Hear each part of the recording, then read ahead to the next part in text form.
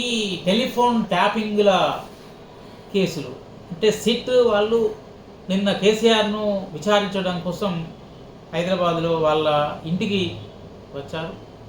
దీన్ని ఒక పెద్ద వార్తగా, దీని మీద మొత్తం దృష్టి అంతా ప్రజల దృష్టి అంతా దీని మీదనే దృష్టి మరల్చే విధంగా కథనాలు, వ్యాఖ్యానాలు మనకు వినబడుతున్నాయి.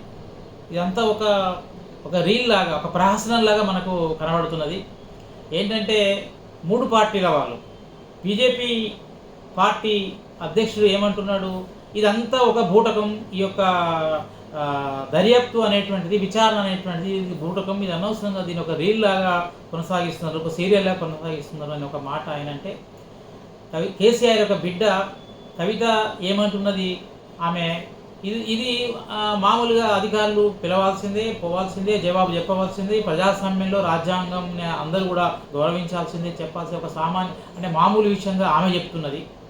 కానీ దీనికి విరుద్ధంగా కేటీఆర్ ఏం చెప్తున్నాడు, కేసీఆర్ని కనుక ముట్టుకున్నట్లయితే తెలంగాణ అస్తిత్వాన్ని ముట్టుకున్నట్టే, తెలంగాణ అగ్నిగుండం అవుతుంది అంటే ఈ వార్త ఇది చాలా సాధారణమైన విషయమే.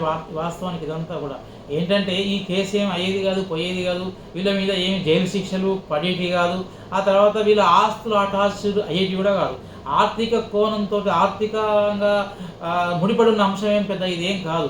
ఆర్థికంగా ముడిపడి ఉన్నటువంటి అంశాలు కనుక కాంగ్రెస్ ప్రభుత్వం కేసులు పెట్టదలుచుకుంటే కాళేశ్వరం ఉంది, లేకపోతే ఇంకా చాలా చాలా కేసులు ఉన్నాయి, ఇవన్నీ కూడా పెట్టవచ్చు, ముందు తీసుకురావచ్చు. కానీ ఇదంతా కూడా కాలయాపన చేసి ప్రజల్లో నాడడం కోసం, వాళ్ళ యొక్క డ్రామాలను ప్లే చేయడం కోసం ఈ 3 పార్టీల మధ్యలో ఒక డ్రామా ప్లే జరుగుతున్నది. దీనివలన ఏం జరుగుతుందంటే అసలైనటువంటి ప్రజా సమస్యలు, అసలైనటువంటి విషయాలకు ప్రాధాన్యము తగ్గిపోతున్నది. కేవలము వీళ్ళ రాజకీయాల చుట్టూ, వీళ్ళు రాజకీయాల్లో ప్రజలతోటి ఎప్పటికీ కనబడడానికి, వాళ్ళ బొమ్మలు, వాళ్ళ వార్తలు కనబడడానికి చేస్తున్న కుట్రగా దీన్ని మనం చూడాలి, అర్థం చేసుకోవాలి.